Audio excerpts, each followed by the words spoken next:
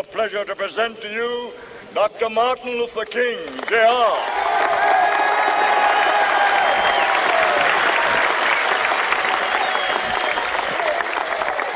I am happy to join with you today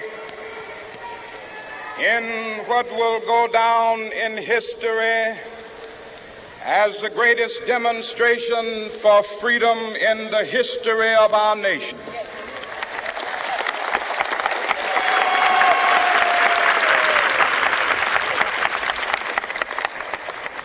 Five score years ago, a great American in whose symbolic shadow we stand today signed the Emancipation Proclamation. This momentous decree came as a great beacon light of hope to millions of Negro slaves who had been seared in the flames of withering injustice. It came as a joyous daybreak to end the long night of their captivity. But 100 years later, the Negro still is not free. 100 years later, the life of the Negro is still sadly crippled by the manacles of segregation and the chains of discrimination. 100 years later, the Negro lives on a lonely island of poverty. I have a dream that one day this nation will rise up and live out the true meaning of its creed. We hold these truths to be self-evident, that all men are created equal.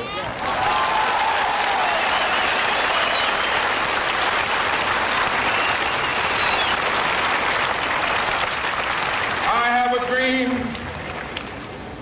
that one day on the red hills of Georgia, the sons of former slaves and the sons of former slave owners will they be able to sit down together at the table of brotherhood. I have a dream that one day,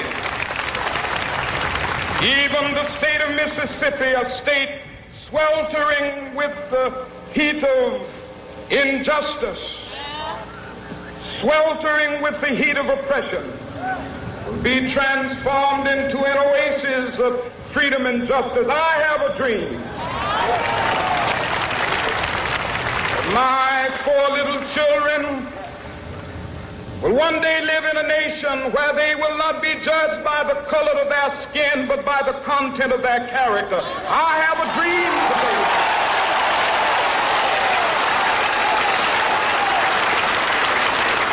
I have a dream that one day, down in Alabama with its vicious racists, with its governor having his lips dripping with the words of interposition and nullification.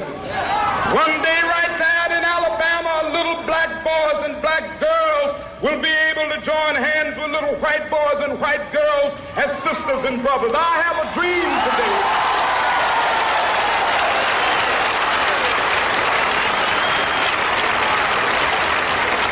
I have a dream that one day every valley shall be exalted, and every hill and mountain shall be made low. The rough places will be made plain, and the crooked places will be made straight, and the glory of the Lord shall be revealed, and all flesh shall see it together.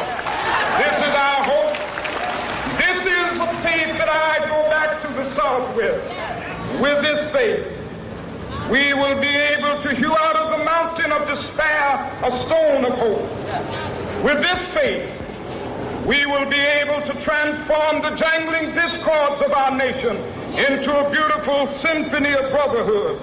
With this faith, we will be able to work together, to pray together, to struggle together, to go to jail together, to stand up for freedom together, knowing that we will be free one day.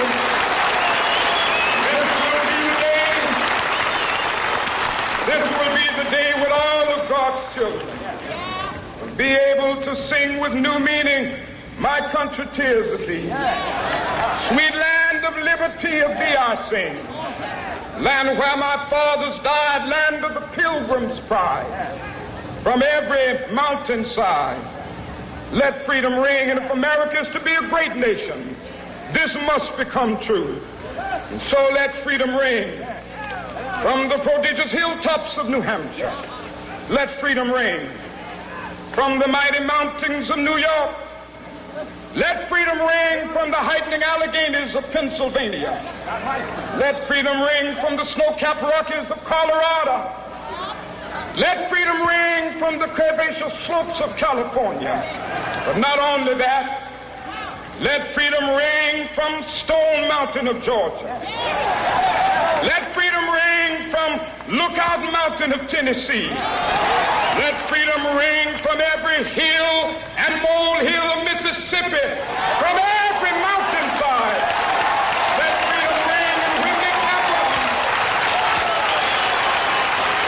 when we allow freedom ring, when we let it ring from every village and every hamlet, from every state and every city, we will be able to speed up that day when all of God's children, black men and white men, Jews and Gentiles, Protestants and Catholics, will be able to join hands and sing in the words of the old Negro spiritual, free at last.